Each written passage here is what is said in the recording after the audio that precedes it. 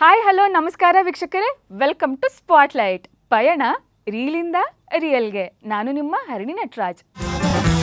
Spotlight ವೀಕ್ಷಕರೇ, ಇವತ್ತು ಕೂಡ ನಮ್ಮ ಜೊತೆ ಇದ್ದಾರೆ ಕರಿಸುಬ್ಬು ಅವರು. ನಾವು ಮಣಿ ಸಿನಿಮಾ ಬಗ್ಗೆ ಮಾತಾಡ್ತಾ ಇದ್ವಿ. ಮಣಿ ಸಿನಿಮಾ ರಿಲೀಸ್ ಆದಮೇಲೆ ಜನರ ರಿಯಾಕ್ಷನ್ ಹೇಗಿತ್ತು ಅಂತ ಈ ಸಂಚಿಕೆಯಲ್ಲಿ ನಾವು ತಿಳ್ಕೊಳ್ಳೋಣ. ಬನ್ನಿ ಅವರನ್ನು ಕಾರ್ಯಕ್ರಮಕ್ಕೆ ಸ್ವಾಗತಿಸೋಣ. ಸರ್ ನಮಸ್ಕಾರ. ನಮಸ್ಕಾರ. ಕಾರ್ಯಕ್ರಮಕ್ಕೆ ಸ್ವಾಗತ. ಸರ್, ಮಣಿ ಸಿನಿಮಾದ ಪ್ರೊಡಕ್ಷನ್ನೇ ಇಂಟ್ರೆಸ್ಟಿಂಗ್ ಆಗಿತ್ತು. ರಿಲೀಸ್ ಆಯಿತು ಸಿನಿಮಾ. ರಿಲೀಸ್ ಆದಮೇಲೆ ಏನಾಯಿತು ಸರ್? ಜನರ ರಿಯಾಕ್ಷನ್ ಹೇಗಿತ್ತು? ತುಂಬ ಚೆನ್ನಾಗಿತ್ತು ರಿಯಾಕ್ಷನ್. ಓಕೆ. ಹಾಂ, ಮೆನಕಾ ಥಿಯೇಟ್ರಲ್ಲಿ 5 ವಾರ ಓಡ್ತು. ಒಂದಷ್ಟು ದುಡ್ಡು ಬಂತು. ಅಂದರೆ ಅಫ್ಕೋರ್ಸ್ ನಾವು ಹಾಕಿದ ಬಂಡವಾಳ ಅಲ್ಲ, ಹೌದು, ಒಂದಷ್ಟು ದುಡ್ಡು ಬಂತು. ಬಟ್ 3ನೇ ದಿನಕ್ಕೆ ಗೊತ್ತಾಯಿತು ಮತ್ತೆ ಅಗೇನ್ ಲಾಸಲ್ಲಿದ್ದೀವಿ ಅಂತ. ನೀಲಾಂಬರಿ ಹೇಗಿತ್ತು, ಇದು ಹಾಗೆ ಲಾಸಲ್ಲಿದ್ದೀವಿ ಅಂತ. ಏನು ಮಾಡೋದು, ದಿಕ್ಕು ತೋಚಿದಂಗೆ ಆಗೋಯ್ತು. ನೀಲಾಂಬರಿ ಸಿನಿಮಾ ಅಷ್ಟೊತ್ತಿಗೆ ಮ್ಯಾಗ್ನೆಟಿಕ್ ಟೇಪ್ಸು ಹೇಳಿದ್ನಲ್ಲ, ಡಿಜಿಟಲ್ ಹೋಗಿ ಬರ್ತಾಯಿತ್ತು. ಮತ್ತು ಸೌಂಡ್ ನೆಗೆಟಿವ್ ಏಜೆನ್ಸಿ ತೊಗೊಂಡಿದ್ದೆ. ಸೊ ಸೌಂಡ್ ನೆಗೆಟಿವಲ್ಲಿ ಒಂದು ಸ್ವಲ್ಪ ಮನೆ ನಡೆಯುವಷ್ಟು ನಡೀತಾ ಇತ್ತು. ಸೊ ಇದ್ದ ದುಡ್ಡೆಲ್ಲ ಕೈಯಲ್ಲಿ ದುಡ್ಡು ಹೋಗಿದೆ, ಸಾಲ ತೀರಿಸ್ಬೇಕು, ಎಲ್ಲಿಂದ ಮಾಡೋದು? ಸೊ ಮನೇಲಿ 3 ದಿನ ಆದಮೇಲೆ ನನ್ನ ಹೆಂಡತಿ ನಾನು ಕೂತ್ಕೊಂಡು ಯೋಚನೆ ಮಾಡಿದ್ವಿ, ಇದು ಆಗಲ್ಲ. ಸೊ ಹೊಸೂರಲ್ಲಿ ಜಮೀನಿತ್ತು, ಒಂದು 6.5 ಎಕರೆ. ಆ ಜಮೀನಲ್ಲಿ ಮಾರಬೇಕು ಅಂದರೆ ಸ್ವಲ್ಪ ಸಣ್ಣ ಲಿಟಿಗೇಷನ್ ಇತ್ತು, ಅದರಲ್ಲಿ ಸಾಲ್ವವರೆಗೂ ಆಗಲ್ಲ. ಸರಿ, ಈ ಮನೆ ಮತ್ತು ಶ್ರೀನಗರದ ಮನೆ ಎರಡೂ ಒಟ್ಟಿಗೆ ಮಾರ್ಬಿಡೋಣ, ಯಾವ್ದಾದ್ರು ಬಾಡಿಗೆ ಮನೆಗೆ ಹೋಗೋಣ ಅಂತ ತೀರ್ಮಾನ ಮಾಡಿದ್ವಿ. ನಮ್ಮ ವೈಫ್ ಒಂದು ಮಾತು ಹೇಳಿದ್ರು, ಯಾರೂ ನಿನ್ನ ಹುಡ್ಕೊಂಡು ಮನೆ ಹತ್ರ ಬಂದಿಲ್ಲ ಇವತ್ತವರೆಗೂ, ಮಾರ್ಬಿಡು ಅಂತಂದರು. ನನ್ನ ಅದೃಷ್ಟಕ್ಕೆ ನಾನು ಯಾವ ದೇವಸ್ಥಾನಕ್ಕೆ ಹೋದರೂ ಕೈ ಮುಗಿಯೋದಷ್ಟೇ, ಬೇಗನೆ ಕೊಡೋರಿಗೆ ದುಡ್ಡು ಕೊಟ್ಬಿಟ್ಟು ನನಗೆ ಯಾವುದೇ ಅವಮಾನ ಆಗ್ದಂಗೆ ನೋಡ್ಕೋ ಅಂತ. ಇವತ್ತಿಗೂ ನನ್ನ ಮನೆ ಗಾರ್ಡನ್ನಲ್ಲಿ ಇಷ್ಟತ್ರ ಶಿವನ ಸ್ಟ್ಯಾಚ್ಯೂ ಇದೆ. ಪ್ರತಿದಿನ ಜಲಾಭಿಷೇಕ ಮಾಡ್ತೀನಿ, 4 ಹೂವು ಇಡ್ತೀನಿ, ಶಿವ ಪಂಚಾಕ್ಷರಿ ಮಂತ್ರ ಹೇಳ್ಕೊಳ್ತೀನಿ, ಶಿವಗಾಯತ್ರಿ ಮಂತ್ರ. ಅದಾದಮೇಲೆ ಒಂದೇ ಕೇಳ್ಕೊಳ್ಳೋದು, ಇವತ್ತು ನಾನು ವಾಪಸ್ ಮನೆ ಬರೋವರೆಗೂ ನನಗೆಲ್ಲೂ ಅವಮಾನ ಆಗದೆ ಇರಲಿ ಅಂತ. ಅದು ಶೂಟಿಂಗ್ ಹೋಗ್ಬೋದು, ಒಂದು ಡೈಲಾಗ್ ತಪ್ಪು ಹೇಳ್ಬೋದು, ಯಾವುದೋ ವ್ಯವಹಾರದಲ್ಲಿ ಏನೋ ಮಾತು ಬೆಳೀಬೋದು. ಏನು ನನಗೆ ಅವಮಾನ ಮಾಡಬೇಡಪ್ಪ ದೇವರೇ, ಆರೋಗ್ಯ ಕೊಡು, ಸಂಜೆ ಕ್ಷೇಮವಾಗಿ ಮನೆಗೆ ಬರಲಿ, ಇದನ್ನು ಪ್ರತಿದಿನ ಕೇಳ್ಕೊಡ್ತೀನಿ ನಾನು. ಸೊ ಅವಾಗಲೂ ಕೇಳ್ಕೊಂಡಿದ್ದೆ ಅಷ್ಟೇ, ಫಸ್ಟ್ ಸಾಲ ತೀರಿಸ್ಬೇಕು ನಾನು. ಇದಾಗಬೇಕು. ಆ 2 ಮನೆ ವ್ಯಾಲ್ಯೂ ಇವತ್ತಿದ್ದಿದ್ರೆ ಎಷ್ಟಿರ್ಬೋದಮ್ಮ? ಮಿನಿಮಮ್ ಅಂದ್ರೂ 10 ಕೋಟಿ, 15 ಕೋಟಿ ಮೇಲೆ ಹೊತ್ತು ಕಮ್ಮಿ ಇಲ್ಲ. ಏನು ಮನೆ ಡೆಮಾಲಿಷ್ ಮಾಡಿ ಬರೀ ಸೈಟ್ ಮಾರಿದ್ರೆ ಮನೆ ವ್ಯಾಲ್ಯೂ ಬೇಡ. 25 ವರ್ಷಕ್ಕೆ ಇವತ್ತಿನ ಸೈಟ್ ವ್ಯಾಲ್ಯೂ, ಮಾರ್ಕೆಟ್ ವ್ಯಾಲ್ಯೂ ಇರೋದು 6,400 ಸ್ಕ್ವೇರ್ ಫೀಟು, 20,000 ರಿಂದ 25,000 ರೂಪಾಯಿ ಇದೆ ಸ್ಕ್ವೇರ್ ಫೀಟು. ಅಂಥ ಜಾಗದಲ್ಲಿತ್ತು, ಒಂದು ಕಮರ್ಷಿಯಲ್ಲು, ಒಂದು ರೆಸಿಡೆನ್ಷಿಯಲ್. ಸೊ ಲೆಕ್ಕ ಹಾಕ್ಕೊಂಡ್ರೆ ನಿನಗೆ 13.5 ರಿಂದ 14 ಕೋಟಿ ಮೇಲೆ ಬರುತ್ತೆ ಬರೀ ಸೈಟ್ ವ್ಯಾಲ್ಯೂ. ಅದರಲ್ಲಿ ಮನೆ ಬೇರೆ ಇತ್ತು. ಹೌದು, ಮನೆ ಬೇರೆ ಇತ್ತು. ಮನೆಗೆ 20 ವರ್ಷ ಆದಮೇಲೆ ವ್ಯಾಲ್ಯೂ ಕಮ್ಮಿ ಆಗುತ್ತೆ, ಬಟ್ ಆದ್ರೂ ವ್ಯಾಲ್ಯೂ ಸಿಗುತ್ತೆ. ಫಿಕ್ಸ್ ಬಿಲ್ಡಿಂಗ್ ಗಟ್ಟಿಯಾಗಿದೆ. ಹೌದು. ಸೊ ಅದು ಮನೆ ಮಾರಿದೆ, ಎಲ್ಲ ಸಾಲ ತೀರಿಸಿದೆ. ಒಬ್ಬನಿಗೆ ಹೋಗ್ಬಿಟ್ಟು ಅವಲೇ ಏನೋ ಹೇಳೋಕ್ಕೋದೆ, ಸುರೇಶ್ ಅಂತ 4 ಲಕ್ಷ ಕೊಟ್ಟಿದ್ರು. ಒಂದು ಕೆಟ್ಟದಾಗ ಮಾತಾಡಿದರು, ಸ್ವಲ್ಪ ರೌಡಿಸಮ್ ರೀತಿ ಮಾತಾಡಿದರು. ನಾವು ಹಳೆ ರೌಡಿಗಳು ಅನ್ನೋದು ಅವ್ರಿಗೆ ಗೊತ್ತಿರಲಿಲ್ಲ. ನಾವು ದುಡ್ಡು ತೊಗೊಂಡಿದ್ದೀವಿ, ಏನು ಮಾತಾಡಬೇಕು, ಆದಮೇಲೆ ಸೀದಾ ನನ್ನ ಫ್ರೆಂಡನ್ನು ಕರ್ಕೊಂಡು, ಯಾರು ದುಡ್ಡು ಕೊಡಿಸಿದ್ದು, ಸೀದಾ ಅವ್ರ ಮನೆಗೆ ಹೋದೆ. ತೋಳಿ ಸ್ವಾಮಿ ಅಂತ ದುಡ್ಡು ಕೊಟ್ಟೆ. ಸರ್ 4 ಲಕ್ಷ ಎಕ್ಸ್ಟ್ರಾ ಇದೆಯಲ್ಲ ಅಂದರು. ಅದು 7 ದಿನನೋ 8 ದಿನನೋ ಆಗಿತ್ತು, ಅವಾಗ ನೀವು ಬಂದು ಮಾತಾಡಿದಾಗ ಬಡ್ಡಿ ಕೊಟ್ಟಿರಲಿಲ್ಲ, ಅಲ್ಲಿವರೆಗೂ ಬಡ್ಡಿ ಕೊಟ್ಟಿದ್ದೀನಿ. ಪ್ಲಸ್ ಮತ್ತೊಂದು ವಾರ ಆಗಿದೆ, 15 ದಿನದ ಬಡ್ಡಿ ಕೊಟ್ಟಿದ್ದೀನಿ ತೊಗೊಳ್ಳಿ ಅಂತ ಅಂದ್ಬಿಟ್ಟು ಸೇರಿಬಿಟ್ಟು. ಇಲ್ಲ ಸರ್ ತೊಗೊಳಿದ್ರು, ಬೇಡ ನಿಮ್ಮ ವ್ಯವಹಾರ ಚೆನ್ನಾಗಿದ್ದಿದ್ರೆ 15 ದಿನ ಬಡ್ಡಿ ಬಿಡಿ ಅಂತ ಹೇಳ್ತಿದ್ದೆ. ನೀವು ಮಾತಾಡಿದ ಮಾತುಗಳು ನಂಗೆ ಸರಿ ಹೋಗಲಿಲ್ಲ, ಹಂಗಾಗಿ ನೀವು ನನ್ನಿಂದ ಲಾಸ್ ಆಗೋದು ಬೇಡ, ಪೂರ್ತಿ ಕೊಟ್ಟಿದ್ದೀನಿ ತೊಗೊಳ್ಳಿ ಅಂತ ಅವ್ರ ಮನೇಲಿ ಕೊಟ್ಬಿಟ್ಟು, ಅವ್ರ ಮನೇಲಿ ಕಾಫಿನೂ ಕುಡಿಲಿಲ್ಲ, ಸೀದಾ ಇದು ಬಂದ್ಬಿಟ್ಟೆ. ಸೊ ನಾನು ಆ ಥರದ ವ್ಯಕ್ತಿತ್ವದ ಮನುಷ್ಯ. ಒಂದು 15-20 ಲಕ್ಷ ಉಳಿತು ಕೈಯಲ್ಲಿ, ಸಾಲ ಎಲ್ಲ ತೀರಿಸಿ ಕೊಡಬೇಕಾಗಿದ್ದೆಲ್ಲ, ಬ್ಯಾಂಕಿಗೆ ಕಟ್ಟಬಿಟ್ಟೆ. ಸುಮಾರು ಜನ ಟೆಂಪ್ಟ್ ಮಾಡಿದ್ರು, ನೀವು ಸುದೀಪ್ ತುಂಬ ಕ್ಲೋಸ್ ಆಗಿದ್ದೀರಲ್ಲ, ಮತ್ತೊಂದು ಅಡ್ವಾನ್ಸ್ ಕೊಟ್ಬಿಟ್ಟು ಸಿನಿಮಾ ಸ್ಟಾರ್ಟ್ ಮಾಡಿ ಅಂತ. ಅಷ್ಟು 60 ಚದರದಷ್ಟು ದೊಡ್ಡ ಮನೆಯಲ್ಲಿದ್ದವನು 4,000 ರೂಪಾಯಿ ಬಾಡಿಗೆ ಮನೆಗೆ ಹೋದೆ. ನಮ್ಮ ತಾಯಿ ಬದುಕಿದ್ರು, ಮತ್ತು ನನ್ನ ಮಗ ಚಿಕ್ಕ ಹುಡುಗ, ಮಗಳು, ಇಬ್ಬರು ಚಿಕ್ಕವರೇ. ಮತ್ತು ನನ್ನ ಶ್ರೀಮತಿ. ಅಲ್ಲಿವರೆಗೂ ನಾನು ಸ್ವಂತ ಮನೇಲಿದ್ದವನು, ಮನೆಗಳು ಚೇಂಜ್ ಮಾಡಿದ್ರು ಒಂದು ಮನೆ ಇಲ್ಲ, ಒಂದು ಮನೆ ಸ್ವಂತ ಮನೆಗೆ ಹೋಗ್ತಿದ್ದೆ. ಹ್ಮ್ 4,000 ರೂಪಾಯಿ ಒಂದು ವಠಾರದಂಥ ಜಾಗದಲ್ಲಿ ಒಂದು 4,000 ರೂಪಾಯಿ ಬಾಡಿಗೆ ಮನೆಗೆ ಹೋದಾಗ ನನ್ನ ಪರಿಸ್ಥಿತಿ ಬಿಡಿ, ನಾನು ಎಲ್ಲದಕ್ಕೂ ಹೊಂದ್ಕೊಳ್ತಾ ಇದ್ದೆ. ಇದ್ದ ಕಾರ್ ಮಾಡಿಬಿಟ್ಟೆ, ಯಾಕೆಂದ್ರೆ ನಿಲ್ಸೋಕ್ಕೆ ಜಾಗ ಇರಲಿಲ್ಲ ಅಂತ. ಒಂದು ಬೈಕ್ ಇಟ್ಕೊಂಡಿದ್ದೆ ಅಷ್ಟೇ. ಹ್ಮ್ 2003 ಡಿಸೆಂಬರ್ ಸಿನಿಮಾ ರಿಲೀಸ್ ಆಯಿತು. ಜನವರಿ 24 ನಂದು ಆ್ಯನಿವರ್ಸರಿ ಡೇ. ಹ್ಮ್ ಹ್ಮ್ ಅವತ್ತು ಆ ಮನೆ ರಿಜಿಸ್ಟ್ರೇಷನ್ ಮಾಡಿಕೊಟ್ಟೆ. ಹ್ಮ್ ಸೊ 25ಕ್ಕೆ ಮನೆ ಖಾಲಿ ಮಾಡಿದೆ. ಹ್ಮ್ ನೆಕ್ಸ್ಟ್ ಡೇನೆ ನೆಕ್ಸ್ಟ್ ಡೇ ಮನೆ ಖಾಲಿ ಮಾಡಿ ಬಾಡಿಗೆ ಮನೆಗೆ ಹೋದೆ. ಸುಮಾರು ಫರ್ನಿಚರ್ಸು ಎಲ್ಲ ಸೇಲ್ ಮಾಡಿಬಿಟ್ಟೆ, ಕೊಟ್ಟೆ. ಯಾಕೆಂದರೆ ಚಿಕ್ಕ ಮನೆಗೆ ಹೋದೆ, ಬಾಡಿಗೆ ಇರೋಕ್ಕಾಗಲ್ಲ. ಹೌದು. ದೊಡ್ಡ ಬಂಗ್ಲೆನಲ್ಲಿದ್ದವನು ಒಂದು ಸಣ್ಣ ಮನೆಗೆ ಹೋದಾಗ ಒಂದು ಬೈಕ್ ಇಟ್ಕೊಂಡು ಕೆಲಸ ಸ್ಟಾರ್ಟ್ ಮಾಡಿದೆ. ಹ್ಮ್ 2003 ಡಿಸೆಂಬರ್ 11 ಮಣಿ ಸಿನಿಮಾ ರಿಲೀಸ್ ಆಗಿದ್ದು. ಹ್ಮ್ ನನ್ನ ಸ್ಟುಡಿಯೋ ಸ್ಟಾರ್ಟ್ ಮಾಡಿದ್ದು 2005. ಓಕೆ. ಹ್ಮ್ 2005 ಸೆಪ್ಟೆಂಬರ್ 1ನೇ ತಾರೀಕು ಪೂಜೆ ಮಾಡಿದೆ, ಗುದ್ಲಿ ಪೂಜೆ. ಹ್ಮ್ ಹ್ಮ್ ಹ್ಮ್ ಎಷ್ಟು ತಿಂಗಳಾಯಿತು? 1 ವರ್ಷ 9 ತಿಂಗಳಾಯಿತು. ನಿಮ್ಮ ಪ್ರಕಾರ ಜನವರಿ ನಾನು ಮನೆ ಖಾಲಿ ಮಾಡಿಕೊಟ್ಟಿದ್ದಕ್ಕೆ. 2004 ಜನವರಿ ಮನೆ ಖಾಲಿ ಮಾಡಿದೆ, ಅದು 12 ತಿಂಗಳು ಇಟ್ಕೊಳ್ಳಿ. ಆಮೇಲೆ 9 ತಿಂಗಳು, 12, 9, 21 ತಿಂಗಳು. 21 ತಿಂಗಳಿಗೆ I made a 7 properties in Bengaluru. ಯಾರಿಗೇನು ಮೋಸ ಮಾಡಲಿಲ್ಲ. ಒಂದಷ್ಟು ಲಿಟಿಗೇಷನ್ ಪ್ರಾಪರ್ಟೀಸ್ಗೆ ಕೈ ಹಾಕಿದೆ. ಧೈರ್ಯವಾಗಿ ಇರೋ ದುಡ್ಡನ್ನ, ಒಂದು ಛಲ ಬಿಡದ ತ್ರಿವಿಕ್ರಮ ಬೇತಾಳ ಎತ್ಕೊಂಡು ಭೋಜರಾಜ ಹೇಗೆ ತ್ರಿವಿಕ್ರಮ ಮಹಾರಾಜ ಹೋಗ್ತಾನೆ ಆ ಥರ ಬೆಳಗ್ಗೆ ಎದ್ದು ಬೈಕ್ ತೊಗೊಂಡ್ರೆ ಒಂದು ಕಡೆ ಸೌಂಡ್ ನೆಗೆಟಿವ್ ವ್ಯಾಪಾರ, ಒಂದು ಕಡೆ ದಿನ ವಾರಕ್ಕೆ 2 ದಿನ ಮಡ್ರಾಸ್ಗೆ ಹೋಗೋದು, ಇದ್ದಂಥ ಕಾರ್ ಮಾರ್ಬಿಟ್ಟೆ, ನನ್ನ ಫ್ರೆಂಡ್ ಕಾರ್ಗಳು ಇಸ್ಕೊಳ್ಳೋದು. ಸೊ ಅಷ್ಟೊತ್ತಿಗೆ ಬೆಂಗಳೂರಿನಲ್ಲಿ ಸ್ಟುಡಿಯೋ ಮಾಡೋಣ ಅಂತ ಪ್ರಪೋಸಲ್ ಬಂತು. ಅವಾಗ ಅಷ್ಟೊತ್ತಿಗೆ 7 ಪ್ರಾಪರ್ಟಿ ಮಾಡಿದ್ದೆ ನಾನು. ನನ್ನ ಕೈನಲ್ಲಿದ್ದಂಥ ಒಂದು 17ರಿಂದ 20 ಲಕ್ಷ ರೂಪಾಯಿ ದುಡ್ಡು ಇಟ್ಕೊಂಡು ಐ ಮೇಡ್ 7 ಪ್ರಾಪರ್ಟೀಸು. ಕೈಯಲ್ಲೇ ಒಂದಷ್ಟು ಕ್ಯಾಶ್ ಇಟ್ಕೊಂಡಿದ್ದೆ. ಸೊ ಸೌಂಡ್ ನೆಗೆಟಿವ್ ಬಿಸ್ನೆಸ್ ನಡೀತಾ ಇತ್ತಲ್ಲ, ಎವರಿ ಮಂತ್ ಸಿಲ್ವರ್ ಬರ್ತಿತ್ತು ನನಗೆ. ಸೊ ನನ್ನ ಶೇರ್ ಅಂದ್ಬಿಟ್ಟು. ಸೊ ಹೀಗೆ ಹೊಟ್ಟೆಗೆ ಬಟ್ಟೆಗೆ ಏನು ತೊಂದರೆ ಇಲ್ಲ. ಅಷ್ಟೊತ್ತಿಗೆ ಒಂದು ಹೊಸ ಕಾರ್ ತೊಗೊಂಡಿದ್ದೆ ತಿರ್ಗಾ. ಸೊ ವಾರಕ್ಕೆ 1-2 ಸತಿ ಮಡ್ರಾಸ್ ಟ್ರಿಪ್ ಮಾಡ್ತಿದ್ದೆ, ಹೋಗ್ತಿದ್ದೆ ಬರ್ತಿದ್ದೆ. ಸೊ ಬೆಂಗಳೂರಿನಲ್ಲಿ ಸ್ಟುಡಿಯೋ ಮಾಡೋಣ ಅಂತ. ಹೌದು, ಮತ್ತೆ ಅಲ್ಲಿಗೆ ಹೋಗೋ ಬದಲು ಇಲ್ಲೇ ಬೆಂಗಳೂರಲ್ಲೇ ಮಾಡೋಣ ಅಂತ. ಸುಮಾರು ಮುಚ್ಚಿರುವಂಥ ಕಲ್ಯಾಣ ಮಂಟಪಗಳು, ಇಂಡಸ್ಟ್ರಿಯಲ್ ಶೆಡ್ಗಳು, ನಮಗೆ ದೊಡ್ಡ ಜಾಗ ಬೇಕಲ್ಲ. ಹೌದು. ಸೊ ಸ್ವಂತ ಜಾಗ ತೊಗೊಂಡು ಕಟ್ಟೋಕ್ಕೆ ದುಡ್ಡಿಲ್ಲ, ಯಾಕೆ ನಮ್ಮ ಪಾರ್ಟ್ನರ್ಗಳಿಗಾಗಲಿ ನನಗಾಗಲಿ. ಸೊ ಇರೋ ಜಾಗ ಹುಡುಕಿದೆ. ಕೊನೆಗೆ ನಮಗೆ ಅಬ್ಬಯ್ ನಾಯ್ಡು ಅವರ ಹತ್ರ ನಾನು ಮ್ಯಾನೇಜರಾಗಿ ವರ್ಕ್ ಮಾಡಿದ್ದೆ. ಅವರ ಸ್ಟುಡಿಯೋನಲ್ಲಿ ಅವರ ಮಗ ಮಧು ಮತ್ತು ರಮೇಶು, ಅವ್ರ ತಾಯಿನೂ ಚೆನ್ನಾಗಿ ಪರಿಚಯ ಇದ್ದಿದ್ದು. ಹೋಗಿ ಕೇಳಿದೆ. ಒಂದು ಫ್ಲೋರ್ ಇತ್ತು, ಕೋರ್ಟ್ ಸೆಟ್ ಹಾಕಿ. ನಮ್ಮ ಸಾಧನೆ ಸೀರಿಯಲ್ ಅಲ್ಲೇ ನಡೀತಾ ಇತ್ತು shooting.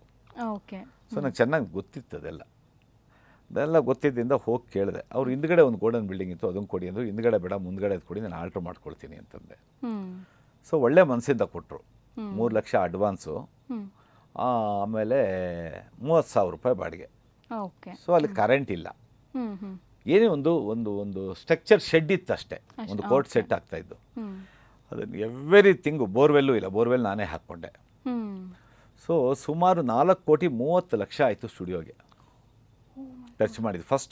First venture Balaji D G studio ಅಂತ. ನೀವು ನಂಬಲ್ಲ, ನಾನು ಇಂಡಸ್ಟ್ರಿನಲ್ಲಿ ನಾನು ಜನಗಳ ಮೇಲೆ ಇಟ್ಟಂಥ ಸಂಪರ್ಕ ಮತ್ತು ಪ್ರೀತಿ, ನನ್ನ ಮೇಲೆ ಪ್ರೀತಿಗೆ ಕರಿಸುಬ್ಬು ಏನು ಮಾಡೋದು ಚೆನ್ನಾಗಿ ಮಾಡ್ತಾನೆ ಅಂತ ಅಂದ್ಬಿಟ್ಟು ನನಗೆ ಪವರ್ ಬರಲಿಲ್ಲ. ಜನ್ರೇಟರ್ ಇಟ್ಕೊಂಡು 9 ಪಿಕ್ಚರ್ DTS ಕೆಲಸ ಮಾಡಿಕೊಟ್ಟೆ. ಲೈಟಿಂಗ್ ಪವರ್ ಸಣ್ಣಗೆ ಇತ್ತಲ್ಲಿ ಅಷ್ಟೇ, ಆ ಪವರ್ ಸಾಕಾಗ್ತಾಯಿಲ್ಲ AC-ಗೆ ಅದಕ್ಕೆಲ್ಲ. 9 ಪಿಕ್ಚರು ಜನರೇಟರ್ ಇಟ್ಕೊಂಡು. ಹೌದು, ನನ್ನ ಸ್ಟುಡಿಯೋದಲ್ಲಿ ಮೊದಲನೇ ಸಿನಿಮಾನೇ ದಿನೇಶ್ ಬಾಬು ಅವರು ಡೈರೆಕ್ಟ್ ಮಾಡಿದಂಥ ಸಿನಿಮಾ. ಮೊದಲನೇ ಸಿನಿಮಾ ಡಬ್ಬಿಂಗು ನಮ್ಮ ಚಿಂದೋಡಿ ಬಂಗಾರೇಶ್ವರು ಡೈರೆಕ್ಟ್ ಮಾಡಿದ್ದು, ಉತ್ತರ ಕರ್ನಾಟಕದ ಒಂದು ದೇವಿ ಸಿನಿಮಾ, ಅದು ಹೆಸರು ಬರ್ತಿಲ್ಲ. ಮೊದಲನೇ ಸಿನಿಮಾ ಸಾಂಗ್ ರೆಕಾರ್ಡಿಂಗ್, ಮೊದಲನೇ ಸಿನಿಮಾ ಎಡಿಟಿಂಗ್ ದಿನೇಶ್ ಬಾಬು ಅವರೇ, ಅವ್ರ ಸಲುವಾಗೇ ಮಾಡಿಕೊಟ್ಟೆ ಎಲ್ಲ. ಸೊ ಒಂದು dubbing first DTS studio start ಮಾಡಿ ಅವನ ಕಡೆ ಕಾರ್ಪೆಟ್ ಹಾಕ್ತಾಯಿದ್ದೀವಿ. 3 ಪಿಕ್ಚರ್ ಬಂದ್ಬಿಟ್ಟಿದೆ. 3 ಪಿಕ್ಚರ್ ಬಂದ್ಬಿಟ್ಟಿದೆ ಅಂದರೆ ಅಷ್ಟು ಬ್ಯುಸಿಯಾಗಿ ನಡೀತು. ಹೀಗೆ 4,30,00,000. ಆಮೇಲೆ ಏನಾಗ್ತೆ, 2006 ಸ್ಟಾರ್ಟ್ ಮಾಡಿದ್ದು, ಜೂನ್ 1ನೇ ತಾರೀಕು. ಆಮೇಲೆ 2009 ಒಂದು ಸತಿ ಅಪ್ಗ್ರೇಡ್ ಮಾಡಿದೆ, 2012 ಒಂದು ಸತಿ ಅಪ್ಗ್ರೇಡ್ ಮಾಡಿದೆ. 2012 ನನ್ನ ಪಾರ್ಟ್ನರ್ಗಳು ಏನಿದ್ರು ನನಗೆ ಬಿಟ್ಬಿಟ್ಟು ಹೊರಟೋದ್ರು. ಈ 7 ಪ್ರಾಪರ್ಟಿನ ಒತ್ತೆ ಇಟ್ಟು ಬ್ಯಾಂಕಲ್ಲಿ ಲೋನ್ ತೊಗೊಂಡೆ. ಒಂದು ಕಡೆ ಲೋನ್ ತೀರಿಸ್ತಾ ಇದ್ದೆ, ನಾನು ದುಡಿತಾ ಇದ್ದೆ, ಸ್ಟುಡಿಯೋ ಅಪ್ಗ್ರೇಡ್ ಮಾಡಬೇಕು. ಕರೋನಾ ಬಂತು. 2020. ಟೋಟಲ್ಲು ಸಿಂಗಲ್ ಸ್ಟುಡಿಯೋ ಅಂದರೆ DTS 5.1 ಮಿಕ್ಸ್ ಅಂತ ಏನು ಕರೀತಾರೆ. ಕುಮಾರ್ ಅಂತ ಇಂಜಿನಿಯರು ಹೈದ್ರಾಬಾದ್ನಲ್ಲಿದ್ದರು. ನನ್ನ ನೀಲಾಂಬರಿ ಪಿಕ್ಚರ್ನ ಅವರೇ ಫೈನಲ್ ಮಿಕ್ಸಿಂಗ್ DTS ಕೆಲಸ ಮಾಡಿಕೊಟ್ಟಿದ್ದು. ಓಕೆ. ಆ ಫ್ರೆಂಡ್ಶಿಪ್ ಇತ್ತು, ಅವ್ರನ್ನ ಬೆಂಗಳೂರಿಗೆ ಕರ್ಕೊಂಬಂದೆ. ಅವರು ಇನ್ಸ್ಟಿಟ್ಯೂಟ್ ಮುಗಿಸಿ 14 ವರ್ಷ ಹೈದ್ರಾಬಾದಲ್ಲಿದ್ದರು. 14 ವರ್ಷ ಏನು 19 ವರ್ಷ ನನ್ನ ಹತ್ರ ಇದ್ದರು. ಎರಡೇ ಸ್ಟುಡಿಯೋ ಅವರು. ಈಗ ಫ್ರೀಲ್ಯಾನ್ಸಾಗಿ ವರ್ಕ್ ಮಾಡ್ತಾ ಇದ್ದಾರೆ. ಓಕೆ. ಅಲ್ಲಿ ರಾಜಮೌಳಿ ಅವರ ಸಿನಿಮಾಗಳು ತುಂಬ ಸಿನಿಮಾಗಳು ಕೆಲಸ ಮಾಡಿದ್ರು. ಕೀರವಾಣಿ ಅವ್ರ ಜೊತೆ ಕೆಲಸ ಮಾಡಿದ್ರು. Very good engineer, sound engineer. ನನ್ನ ಹತ್ರ ಬಂದು 19 ವರ್ಷಕ್ಕೆ 1280 ಸಿನಿಮಾ ಮಿಕ್ಸಿಂಗ್ ಕೆಲಸ ಮಾಡಿದ್ರು ಅವರು. DTS ಕೆಲಸ ಇಸ್ ಓನ್ಲಿ ಒನ್ ಇಂಜಿನಿಯರ್. ಆಮೇಲೆ song recording, piece work, dubbing, editing ಮಾತ್ರ ಮಾಡ್ಕೊಂಡು ಹೊರಗಡೆ ಹೋಗಿ ಮಾಡಿದ ಪಿಕ್ಚರ್ಗಳು ಬೇಕಾದಷ್ಟು. ಫೈನಲ್ ಔಟ್ಪುಟ್ ಕೊಟ್ಟಿದ್ದು ನಾನು 1280 ಪಿಕ್ಚರು. ರೆಕಾರ್ಡ್ ಬ್ರೇಕ್ ಇದು, ಆಲ್ ಇಂಡಿಯಾ ರೆಕಾರ್ಡ್ ಬ್ರೇಕು. ಒಂದೊಂದು ಸತಿ ತಿಂಗಳಿಗೆ 8 ರಿಂದ 10 ಸಿನಿಮಾ ಡೆಲಿವರಿ ಕೊಡ್ತಿದ್ದೆ. 3 ಇಂಜಿನಿಯರ್ ಇದ್ದರು ನೈಟ್. ಇವರು ಚೀಫ್ ಇಂಜಿನಿಯರ್, ಇವ್ರ ಕೆಳಗಡೆ ಇಬ್ಬರು ಅಸಿಸ್ಟೆಂಟು. 24 ಅವರ್ಸು ವರ್ಕ್ ನಡೀತಾನೆ ಇತ್ತು. ಸುದೀಪ್ ಅವರು, Dinesh Babu, MS Ramesh, S Narayan, regular ಆಗಿ ಗುರುಪ್ರಸಾದ್, ಎಲ್ಲರೂ 1280 ಪಿಕ್ಚರು. 19 ವರ್ಷ ಅಂದರೆ ತಿಂಗಳಿಗೆ ಡಿವೈಡ್ ಮಾಡಮ್ಮ ಎಷ್ಟು ಪಿಕ್ಚರ್ ಆಯಿತು. ಕರೋನಾ ಬಂತು, ತುಂಬ ಲಾಸ್ ಆಯಿತು. ಟೆಕ್ನಾಲಜಿ ಚೇಂಜ್ ಆಯಿತು. ಸಣ್ಣ ಸಣ್ಣ ರೂಮ್ಗಳಲ್ಲಿ ಸ್ಟುಡಿಯೋಗಳಾಗೋಯ್ತು. ಲ್ಯಾಪ್ಟಾಪ್ ಇಟ್ಕೊಂಡು ಕಾರಲ್ಲಿ ಕೂತ್ಕೊಂಡು ರೆಕಾರ್ಡಿಂಗ್ ಮಾಡ್ಕೊಂಡು. ಸೊ ಲಾಸ್ ಆಯಿತು, ಮುಗಿಸ್ಕೊಂಡೆ. 19 ವರ್ಷ ಸ್ಟುಡಿಯೋ ನಡೆಸಿದ್ದೀನಿ. ನನಗಾಗಲಿ, ನಮ್ಮ ಮಧು ಅವ್ರಿಗಾಗಲಿ, ಅಭಯನಾಡು ಮಕ್ಕಳಿಗಾಗಲಿ ಯಾವತ್ತೂ ಏನೂ ಇಲ್ಲ. ಅವರಿಂದ ಭಾಳ ಹೆಲ್ಪ್ ಆಗಿದೆ ನನಗೆ. ನನ್ನ ದುರದೃಷ್ಟ ಟೋಟಲ್ಲು ನಾನು ಔಟ್ಸ್ಟ್ಯಾಂಡಿಂಗ್ ಕೊಟ್ಟಿದ್ದು ಒಂದು ಬ್ರೀಫ್ ಕೇಸ್ ಚೆಕ್ ಇದೆ ನನ್ನ ಹತ್ರ. ನಮ್ಮ ಕನ್ನಡ ಚಿತ್ರದ ನಿರ್ಮಾಪಕರು ಹೊರಗಡೆಯಿಂದ ಬಂತಂಥವ್ರು, ಕೊಡಿ ಸುಬಣ ನಿಮ್ಗೆ ಆನರ್ ಮಾಡ್ತೀವಿ ಅಂತ ಮೆಟೀರಿಯಲ್ಲು ಕಂಟೆಂಟ್ ತೊಗೊಂಡು ಹೊರಗಡೆ ಹೋಗ್ತಾರೆ. ಆ ಚೆಕ್ಗಳು ಇಲ್ಲೇ ಉಳ್ಕೊಂಬಿಡುತ್ತೆ. ಇವತ್ತರೆಗೂ ಪೇಮೆಂಟ್ ಕೊಟ್ಟಿಲ್ಲ. ಇವತ್ತು ಆ ಚೆಕ್ಗಳನ್ನೆಲ್ಲ ನಾನು ಬ್ಯಾಂಕಲ್ಲಿ ಹಾಕೊಂಡು ಕೂತ್ಕೊಂಡೆ. ನಾನು ಲೈಫ್ ಪೂರ್ತಿ ಚೆಕ್ಕಲ್ಲೇ ಬ್ಯಾಂಕಲ್ಲೇ ಕೂತ್ಕೋಬೇಕು. ಸೊ ಮತ್ತು ನಾನು ಮಾಡ್ಕೊಂಡಂಥ ಕೆಲವು ತೊಂದರೆಗಳು ಅದೇ ನಮ್ಮ ಯಜಮಾನರದು ಕತೆ ಹೇಳಿದ್ನಲ್ಲ, 3.5 ಕೋಟಿ ಹೋಗಿದ್ದು. ಅದೇ ಥರ ನನ್ನ ಪಾರ್ಟ್ನರು ರಮೇಶ್ ಅಂತ ಯಾರು ಸ್ಟುಡಿಯೋಗೆ ನನಗೆ ಒಂದು ಟೈಮ್ನಲ್ಲಿ ಹೆಲ್ಪ್ ಮಾಡಿದ್ರು ಅವರು. ಯಾವಾಗ ಮ್ಯಾಗ್ನೆಟಿಕ್ ಟೇಪು ನಿಂತು ಹೋಗ್ಬಿಟ್ಟು ನಾನು ಕಷ್ಟದಲ್ಲಿದ್ದಾಗ ಮಣಿ ಸಿನಿಮಾ ಮಡ್ರಾಸ್ ಸ್ಟುಡಿಯೋಗೆ ಪಾರ್ಟ್ನರ್ಶಿಪ್ ಕೊಟ್ಟರು, ಮತ್ತು ಲ್ಯಾಬಲ್ ಪಾರ್ಟ್ನರ್ಶಿಪ್ ಕೊಟ್ಟರು, ಮತ್ತು ಇದು ಬೆಂಗಳೂರು ಸ್ಟುಡಿಯೋ ಮಾಡೋದಕ್ಕೆ ಹೆಲ್ಪ್ ಮಾಡಿದ್ರು. ಅವ್ರು ಯಾವುದೋ ಸಿನಿಮಾ ಪ್ರೊಡಕ್ಷನ್ ಸಿಗಾಕೊಂಡು 2012 ಸ್ಟುಡಿಯೋನ ಪೂರ್ತಿ ನನಗೆ ಟ್ರಾನ್ಸ್ಫರ್ ಮಾಡಿದ್ರು. ಅವಾಗ ಒಂದು 2.25 ಕೋಟಿ ಹೋಯಿತು ನಂದು. ಅವ್ರಿಗೆ ಕೊಡಬೇಕಲ್ಲ ಶೇರ್. ಅವ್ರ ಶೇರ್ನೆಲ್ಲ ಪರ್ಚೇಸ್ ಮಾಡಿದೆ ನಾನು 2.25 ಕೋಟಿ ಕೊಟ್ಬಿಟ್ಟು. ಅದಾದಮೇಲೂ ನಾನು ಬುದ್ಧಿ ಕಲ್ತ್ಕೊಳ್ಳಿಲ್ಲ. ಮತ್ತೊಂದು ಸಿನಿಮಾ 6 ಅಡುಗಲ ಬುಲೆಟ್ ಅಂತ ಒಂದು ತೆಲುಗು ಸಿನಿಮಾ, ಗೋಪಿಚಂದ್ ಹೀರೋ. ಆ ಸಿನಿಮಾ ಸ್ಟಾರ್ಟ್ ಮಾಡಿದ್ರು. ಅದಕ್ಕೆ ಫೈನಾನ್ಷಿಯಲ್ ಪ್ರಾಬ್ಲಮ್ ಆಯಿತು ಅಂತ ತಿರ್ಗಾ ಬಂದು ನನ್ನ ಕಾಲಿಟ್ಕೊಂಡ್ರು. ತಿರ್ಗಾ ನಾನು ತೊಗೊಂಡೋಗಿ ನಮ್ಮ ಫೈನಾನ್ಸರ್ ಹತ್ರನೇ ದುಡ್ಡು ಕೊಡಿಸ್ದೆ. ಅವರು ಮತ್ತೆ ನಿಮ್ಮ ಮುಖ ನೋಡಿ ತಿರ್ಗಾ 1.25 ಕೋಟಿ ದುಡ್ಡು ಕೊಟ್ಟರು. ಅಂದರೆ ಅವರು ನಾನಿದ್ದೀನಿ ಅಂತ ಅಂದ್ಬಿಟ್ಟು 1.25 ಕೋಟಿ ದುಡ್ಡು ಕೊಟ್ಟು, ನಂದು ತಿರ್ಗಾ 35 ಲಕ್ಷ ನಾನು ಅವ್ರಿಗೆ ಕೊಟ್ಟು, ರಮೇಶ್ ಅನ್ನೋ ವ್ಯಕ್ತಿಗೆ ದುಡ್ಡು ಕೊಟ್ಟು 3 ತಿಂಗಳು ಬಡ್ಡಿ ಇಟ್ಕೊಂಡು ಕೊಟ್ಟಿದ್ರು. ಆಮೇಲೆ 3 ತಿಂಗಳು ನನ್ನ ಕೈಯಿಂದ ಬಡ್ಡಿ ಕೊಟ್ಟೆ. ಆ ಬಡ್ಡಿ ಕೊಟ್ಟಿರೋ ಸೇರಿ 1.92 ಲಕ್ಷ ನನಗೆ ಅಸಲು ಬರಬೇಕು 2011ಇಂದ. 1.92 ಲಕ್ಷ. ಈ 1.25 ಕೋಟಿಗೆ ಬಡ್ಡಿ ಕಟ್ಟಿರೋದು ನಾನು ಒಂದು 4-5 ವರ್ಷ ಬಡ್ಡಿ ಕಟ್ಟಿದೆ. ಅಲ್ಲ, 4-5 ವರ್ಷ ಕಟ್ಟಲಿಲ್ಲ, ಒಂದು 4-5 ತಿಂಗಳು ಬಡ್ಡಿ ಕಟ್ಟಿದೆ. ತಿಂಗಳಿಗೆ 7.5 ಲಕ್ಷ ಬಡ್ಡಿ ಕೊಡಬೇಕು. 3.25 ಲಕ್ಷ ಬಡ್ಡಿ. 3 ರೂಪಾಯಿ ಅಂತ ಇಟ್ಕೋ, 2.5% ಮಾತಾಡಿದ್ದೆ. 3 ರೂಪಾಯಿ. 3 ರೂಪಾಯಿ ಅಂತಂದರೆ 4.5 ಲಕ್ಷ ರೂಪಾಯಿ ಬಡ್ಡಿ ಒಂದು ತಿಂಗಳಿಗೆ. 1 ಕೋಟಿಗೆ 3 ಲಕ್ಷ ಪ್ಲಸ್ 4.5 ಲಕ್ಷ ಎಲ್ಲಿಂದ ಕಟ್ಟೋದು ನಾನು? 3 ತಿಂಗಳು ಕಟ್ಟಿದೆ, 12 ಲಕ್ಷ ಕಟ್ಟಿದೆ, ಆಗಲಿಲ್ಲ. ಕೊನೆಗೆ ಒಂದು ಪ್ರಾಪರ್ಟಿ ಮಾಡಿ ಅವ್ರದ್ದು ಏನಿತ್ತು ದುಡ್ಡು 1.25 ಕೋಟಿ ಕೊಟ್ಬಿಟ್ಟೆ. ಆಮೇಲೆ ಒಂದು 3 ತಿಂಗಳು ಬಡ್ಡಿ ಕೊಡಲಿಲ್ಲ. ಆಯಿತು ಬಿಡಿ ಸುಬ್ಬವರೇ ಅಂತ ಆ ಸಿನಿಮಾ ನನ್ನ ಹೆಸರು ಟ್ರಾನ್ಸ್ಫರ್ ಮಾಡಿಸ್ಕೊಂಡೆ. ನನ್ನ ಬ್ಯಾನರ್ಗೆ ಫಿಲ್ಮ್ ಚೇಂಬರಲ್ಲಿ ರಿಜಿಸ್ಟರ್ ಮಾಡಿಸಿದ್ದೀನಿ, ಎಲ್ಲ ಕಡೆ ಮಾಡಿಸಿದ್ದೀನಿ. ಅವ್ರು ಯಾವುದೋ ಕಮಿಟ್ಮೆಂಟ್ಗೆ ಕೇಸ್ ಹಾಕಿ ಆ ಸಿನಿಮಾ ಕರ್ನಾಟಕ ರಿಲೀಸ್ ಆಗಲಿಲ್ಲ ಇವತ್ತವರೆಗೂ. ಸ್ಟಿಲ್ ಆಂಧ್ರ ರಿಲೀಸ್ ಆಯಿತು, ಡಿಸಾಸ್ಟರ್ ಆಯಿತು. ನನ್ನ 1,85 ಲಕ್ಷ ಪ್ಲಸ್ ಒಂದು 3 ತಿಂಗಳು ಬಡ್ಡಿ ಕಟ್ಟಿದ್ದೆ, 12.5 ಲಕ್ಷ. ಅರ್ಥಾತ್ 2 ಕೋಟಿ 2012ಇಂದ ಇವತ್ತರೆಗೂ ಬ್ಯಾಲೆನ್ಸ್ ಆಗಿದೆ. ನೀವು ಕೇಳಲಿಲ್ವಾ ಅವ್ರನ್ನ? ಮತ್ತೆ ಕೇಳ್ತಾ ಇದ್ದೀನಿ, ಇವತ್ತು ಕೊಡ್ತೀನಿ, ನಾಳೆ ಕೊಡ್ತೀನಿ, ಇವತ್ತು ಕೊಡ್ತೀನಿ, ನಾಳೆ ಕೊಡ್ತೀನಿ. ಸಿನಿಮಾ ರಿಲೀಸ್ ಆಯಿತು, ರಿಲೀಸ್ ಟೈಮಿಗೆ ಕೊಡ್ತೀನಿ ಅಂದರು, ಕೊಡಲಿಲ್ಲ. ಕೊನೆಗೆ ಅದ್ರ ಮೇಲೆ ಸ್ಟೇ ತಂದರು, ಕರ್ನಾಟಕ ರಿಲೀಸ್ ಆಗಬಾರ್ದು ಅಂತ. ಕರ್ನಾಟಕ ನೀವು ರಿಲೀಸ್ ಮಾಡ್ಕೊಳ್ಳಿ ಅಂತ ನನಗೆ ಹೇಳಿದರು. ಮಾಡಿದರೆ ಒಂದು 40-50 ಲಕ್ಷ ಬಂದಿರೋದು. 2 ಸತಿ ಅನೌನ್ಸ್ ಮಾಡಿ, 2 ಸತಿ ದುಡ್ಡು ಖರ್ಚು ಮಾಡಿ, ಪಬ್ಲಿಸಿಟಿ ಎಲ್ಲ ಮಾಡಿ, ಸ್ಟೇ ತೊಗೊಂಬಂದು ನಿಂತೋಯ್ತು ಪಿಕ್ಚರು. ಅವರೇ ಸ್ಟೇ ತೊಗೊಂಬಂದು? ಅಲ್ಲ, ಬೇರೆ ಯಾರೋ ಬೇರೆ ಕರ್ನಾಟಕ ಮತ್ತು ತಮಿಳ್ನಾಡು ಮೇಲೆ ರಿಲೀಸ್ ಮಾಡಬಾರ್ದು ಸ್ಟೇ ತಂದಿದ್ದಾರೆ. ನಿಂತೋಯ್ತು ಪಿಕ್ಚರ್. ಇವತ್ತರೆಗೂ ಕರ್ನಾಟಕ ರಿಲೀಸ್ ಆಗಿಲ್ಲ ಸಿನಿಮಾ. ಆಲ್ರೆಡಿ ಯಾವುದೋ ಚಾನಲಲ್ಲಿ ಇದೆ, OTT ಪ್ಲಾಟ್ಫಾರ್ಮಲ್ಲಿ ಇದೆ. ಸರಿ ಇದು ಮಾಡಿ ಇದಾಯಿತು ಆಗಲ್ಲ ಅಂದ್ಬಿಟ್ಟು ನನಗೆ ಸ್ವಲ್ಪ ಪ್ರಾಬ್ಲಮ್ ಆದಾಗೆಲ್ಲ ಲಾಯರ್ ನೋಟಿಸ್ ಕಳಿಸ್ದೆ ಅವ್ರಿಗೆ. ಹಿಂಗೆ ನೀವು ಇಷ್ಟು ದಿನದಿಂದ ದುಡ್ಡು ಕೊಡಬೇಕು, ಏನೂ ಕೊಟ್ಟಿಲ್ಲ ನಂಗೆ ಕೊಡಿ ಅಂದರೆ ಅವರೊಂದು ರಿಟರ್ನ್ ಲಾಯರ್ ನೋಟಿಸ್ ಕೊಟ್ಟರು ನನಗೆ. ಏನಂತ ಕೊಟ್ಟಿದ್ದಾರೆ, ನಾವು 2006ಇಂದ 2011ವರೆಗೂ ಪಾರ್ಟ್ನರ್ ಆಗಿದ್ವಿ, ಒಂದು ಇಷ್ಟು ಸಿನಿಮಾ ಬಿಸ್ನೆಸ್ ಮಾಡ್ತಾಯಿದ್ರು ಕರಿಸುಬ್ಬು ಅವರು, ನನಗೇನೂ ಕೊಟ್ಟಿಲ್ಲ.